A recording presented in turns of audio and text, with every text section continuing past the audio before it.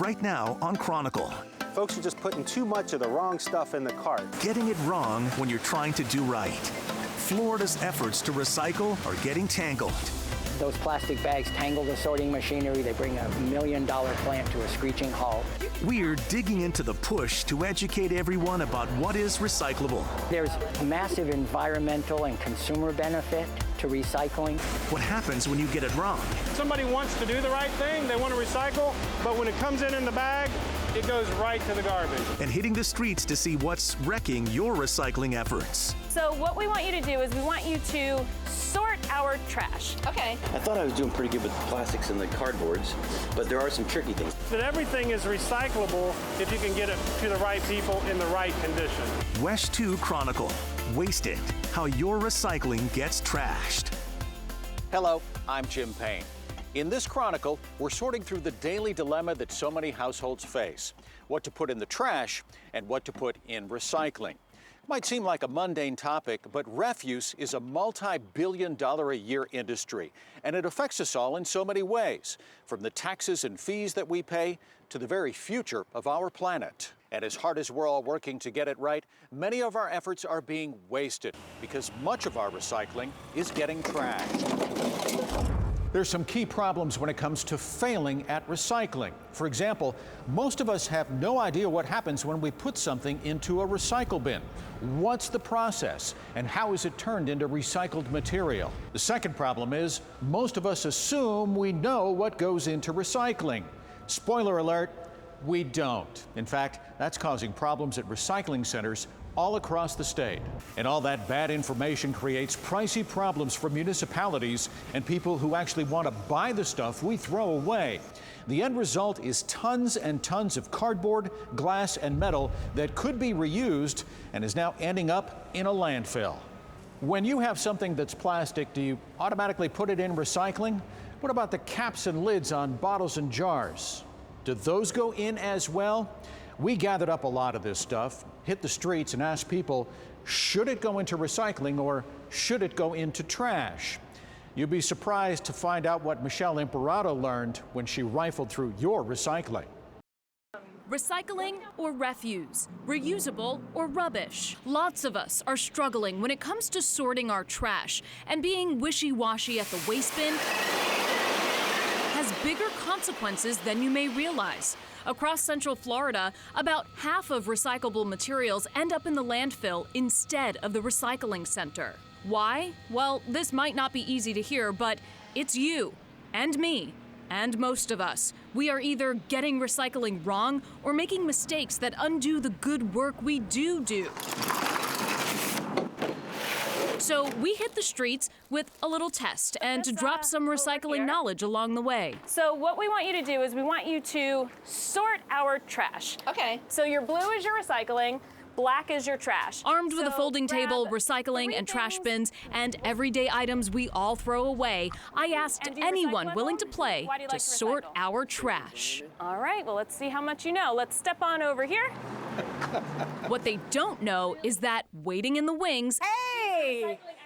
Hey, nice to meet you. Is a recycling expert. People are trying to do the right thing, but they're confused a lot at the bin. That's paperboard, but Yeah. Andrea Ruiz-Hayes is the founder of Eco Strategies Group. Her mission is to get people, businesses, and cities on the right track when it comes to the environment. Feel free to separate things if you want. Andrea watched as the people I stopped sorted out the obvious recycling: metal cans, glass bottles, cardboard, but when it comes to plastics, I'm just gonna go for it. I'm just gonna say trash. That's where things got tricky. If a plastic is recyclable, it will be marked with a recycling symbol that has a number inside, a digit between 1 and 7. What about this number here? Two? The number notates the type of plastic used in that bottle or container, and some numbers are really better than others. 1, 2s, and 5s are great numbers. Okay. That means they're valuable and somebody wants them to turn them back into other products. Meaning recyclers can sell them to companies who reuse plastic. When it came to our test table, we immediately noticed people couldn't count on the numbers. You'll find the numbers 1 through 7, but no explanation. That one has a number 1. Do you know what that means? No, what does it mean? Well, where do you think it goes? Is it a good number? A good number. Recycle. All right. Another stumper, all the different kinds of plastic bags and wrapping. What about this bag right here? Well, that bag would go in my, that's why the trash would go in a bag. So Okay, so you it's think... a tricky one. That'd be trash. Okay, trash. See, I would think the bag does not. The bag says recycle. The heck says recycle if cleaned dry.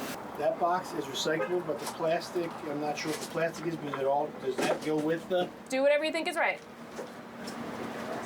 Yeah, the plastic goes in. Okay. And I loved that you went ahead and separated right there. the That's plastic wrap that was on there. A lot of times people think, oh, I'll just toss it in, and you know, I think they think fairies or somebody's going to separate it. So you're great. This is not recyclable in the traditional recycle bin. We found people did pretty well at our sorting table because Can I look? Yeah, of we course, asked them to put some thought into it. But are they doing that at home? To find out, we toured a Seminole County neighborhood on Recycling Day. Is this normally how full your bin is? And talked to people about the contents of their recycling bins. Lisa was trying to recycle a pizza box. Yes, it's cardboard, but it's also considered contaminated. If there's grease or anything in it, that it can't be recycled. You would think that even with grease or food on it, or even the paper inside from the pizza, that it would be all recyclable because I would think wouldn't matter. Recycling needs to be somewhat clean, so no leftover lingering food. Remember, residue wrecks recycling and turns it into trash. So as we've been walking around this neighborhood, we noticed this recycling bin right away and a few things that aren't quite right. First off, this type of plastic shouldn't be recycled in this type of recycling bin. It has to be popped and then taken to a facility that accepts this type of plastic. Also, this box needs to be broken down and put into the recycling bin separately. And finally, this is really important. Don't put things in other things. So this bag is filled with books. They should be taken out, and then this bag shouldn't go in this recycling bin. You can take it back to a place that accepts it, like your local supermarket. Do you keep your caps on your bottles? No, because they're different kind of plastic. So I actually throw those out. Susan certainly isn't the only person who thinks like that, but it turns out keeping the cap on a bottle can help with the sorting process at the recycling center. Based on where you live and who hauls your recycling, there may be other things that you need to do or ways to sort your recycling. For example, some municipalities are single stream, meaning every piece of recycling goes into one bin to be picked up at the curb. Others have you sort into different bins based on the type of recycling. What's become clear? Lots of little mistakes add up. The haulers, the municipalities, the organizations, they rely on us to do the right thing because there's nobody else that's going to sort it out after that. So it's on us to do it right from the beginning. These are the first people that see the material on the line. They're looking for plastic, styrofoam, any type of known non-recyclable material. They're the last line of defense in keeping trash out of the recycling process. See what it's like to sort it all, and how recycling bin mistakes can lead to serious mishaps on these lines. Next.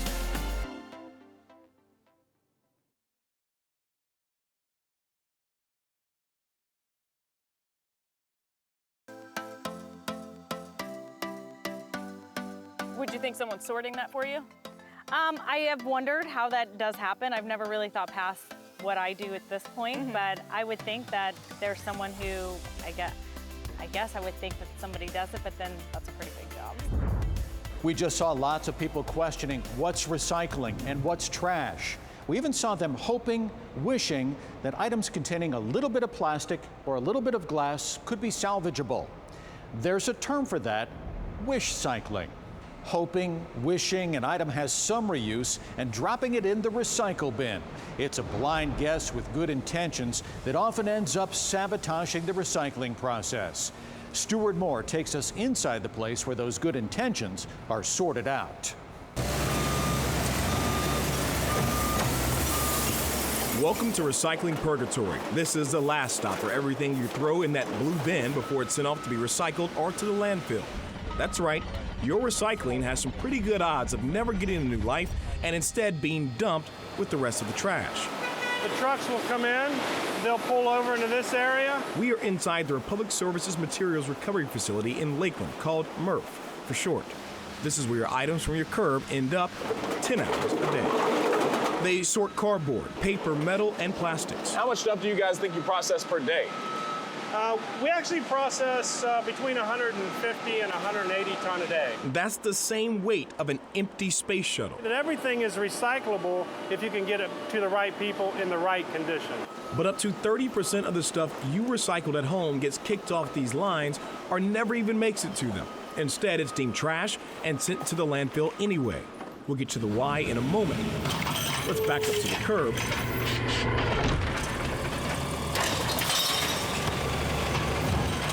Calvin Jones has been on the job with Republic Services for nearly a decade. There's not a lot of places that I go to that they don't recycle, but these people recycle a lot more than a lot of places. And he's become the last set of eyes on what you're recycling. Most of the time, if he sees an issue sticking out of one of these curbside cans, he either doesn't pick it up or pulls out the problem. But if the lid is down, I can see what I dump. Oh, when it's coming out of the can? When it's coming out of the can, but it's too late for me to do anything about it at that time. And those times when it's too late takes us back to the warehouse. To this part, when a truck arrives back at the MRF, it dumps its haul of recycling on the ground to be inspected. Among the things they're looking for, non-recyclable objects like appliances, obvious trash, and recycling that's considered contaminated. Larry Saylor, the facility ops manager and my tour guide, explains. If it's wet material, she'll put a moisture probe in to see what the moisture of the load is. So we get all that information. We get pictures of every load, and then the truck will go on out. Moisture is a problem. Buyers don't want wet cardboard, and the facility doesn't have space to dry it out. So if the moisture level is too high, it all becomes trash bound for landfill. You see the small, wet, nasty, maybe even potentially some food material up into there. Moisture isn't the only thing that can contaminate a load. Recycling needs to be somewhat clean in order for it to make through the sorting process. You want to make sure it's empty. You want to rinse it out. If you want to recycle it, you want to flip it over, let it dry, and then put it in your recycling bin. You can't imagine the things they receive at this recycling center. Toys, faucets, even these propane and helium tanks. These are like bombs in the system. If this would come in and get into the baler and get smashed up and still had some propane, it's like a bomb. And you said that actually happened one time. Yeah, we actually did have one happen several years ago, and it shook the whole floor. It scared everybody to death. That's why you have these employees scouring, searching, pulling out things that don't belong. These are the first people that see the material on the line.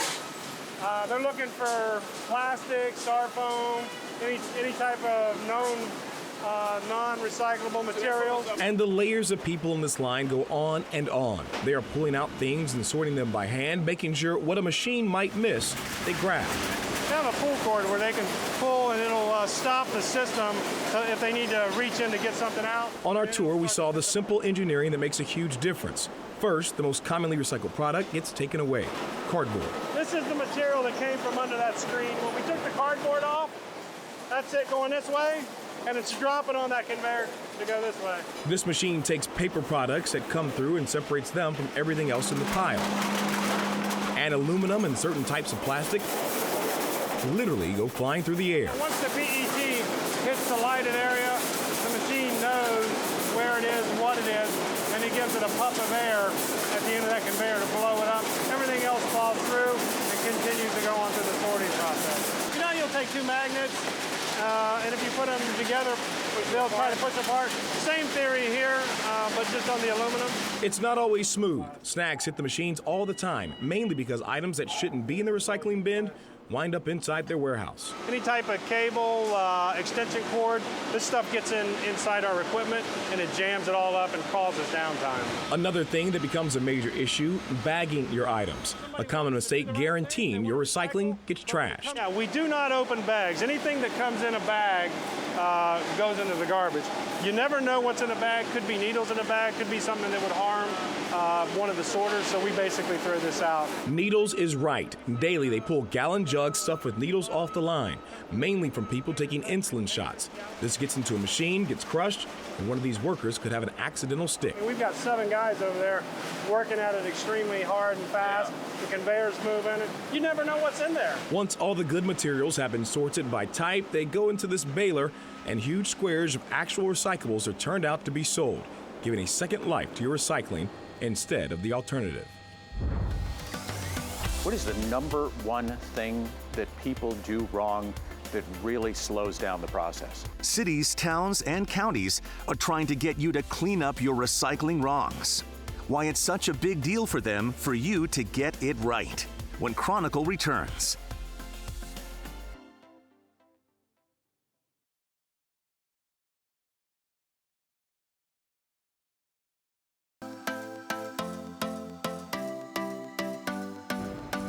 You might think a mistake or two in the recycle bin is no big deal, but we have shown you how those mistakes pile up in the back of collection trucks as trash and don't go into recycling.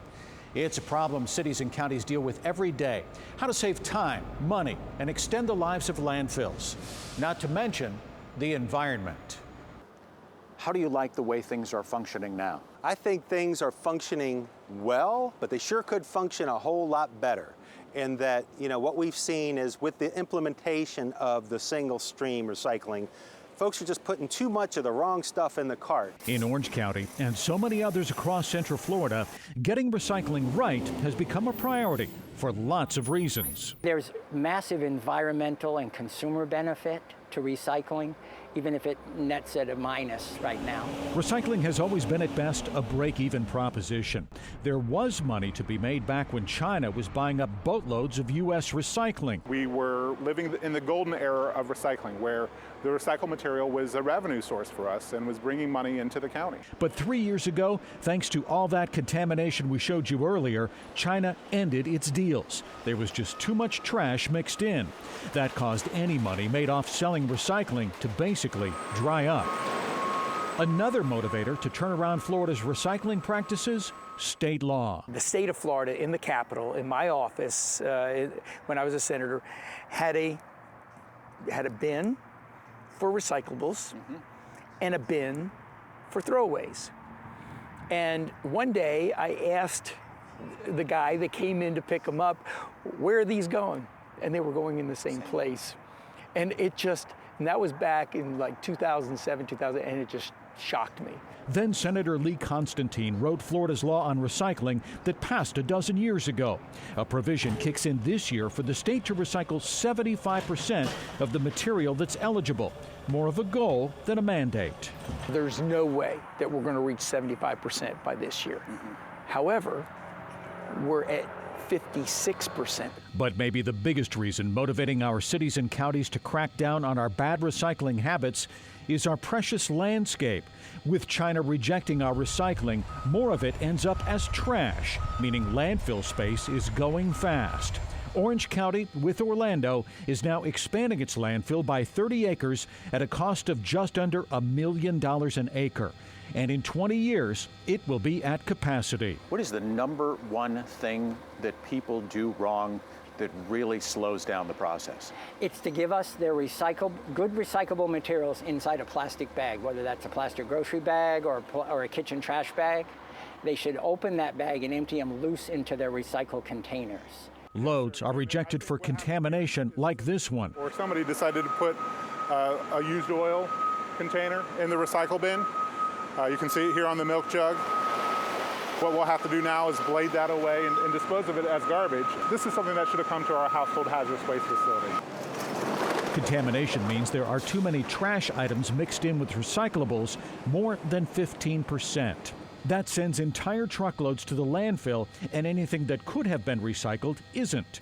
In Orange County, 90% of people recycle each month. That's why Orange County spends a lot of time focusing on its message of Think 5, focus on the 5 materials we say belong in the cart, and we'll make sure that those get recycled. And through a pilot program, checking what's in recycling bins. The reminder we offer is we'll provide an oops tag and highlight those things that don't belong in the recycling cart if we see it in the recycling cart. And if we come back and they've got the right stuff in the cart, they get a great job tag. Most of the loads, after we've done the reminder, get accepted at the MRF, and that material gets recyclables when before it had not been recycled in those routes. Orange County is also looking to build its own MRF, like the one you saw Stewart touring in Lakeland. That would save money in the long run. It may also give rise to local businesses looking to buy local recyclables. But at the end of the day, it all goes back to where the process begins. How critical is the homeowner in this equation? So the homeowner plays a huge role in what they put at the curb. So it's definitely a teamwork situation. A little more work by all of us will keep mounds and mounds of this out of landfills and back in use in the recycle stream. So they want to use the program. We want to help them use it the correct way. This is just one small thing that makes everybody feel better about themselves and about where they live. And everybody can do it. And everybody can do it. Boosting Florida's recycling efforts is something that each and every one of us can do by taking a little extra time and care with what we're recycling and where. Our biggest takeaways: keep it simple and remember the big five: cardboard, paper, glass, metal, and plastic. Keep it clean. Rinse food out of containers and toss out anything with food residue or grease. And when in doubt, throw it out. In the long run, it saves other recycling. Every county in Central Florida and some cities have a website dedicated to helping us all do a better job at recycling. To find a link to the one in your neighborhood, head to wesh.com. For the entire WESH 2 Chronicle team, thanks for watching.